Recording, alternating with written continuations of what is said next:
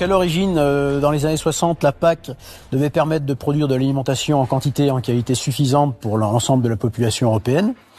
Elle devait permettre aussi de stabiliser les marchés des produits agricoles et enfin, elle devait permettre d'assurer un revenu décent aux agriculteurs. Et à l'arrivée, aujourd'hui, on voit bien que la PAC n'a pas rempli tous ses objectifs. Pour ce qui est de la stabilisation des marchés, on a quand même une volatilité des prix qui est conséquente. Quant à ce qui est d'assurer un revenu équivalent à celui du revenu moyen de la population pour les agriculteurs, là, on est très loin du compte. L'ACR, depuis sa création, a toujours réclamé des prix rémunérateurs qui permettent à chacun de vivre de son métier et de ses productions, et non pas de ses aides PAC, ses primes.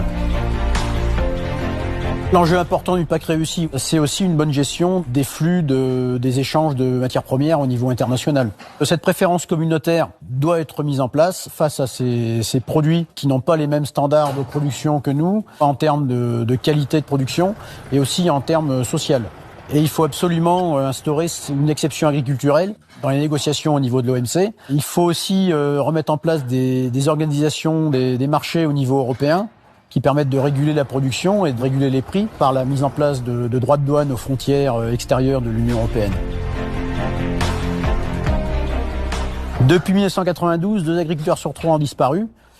Soit on agit, soit on est entendu, soit on sera appelé à disparaître doucement. Et la colère qui a explosé, enfin qui couvait vraiment depuis quelques mois et qui a explosé au mois de janvier, n'est au final que la conséquence de cet échec de la PAC de 1992.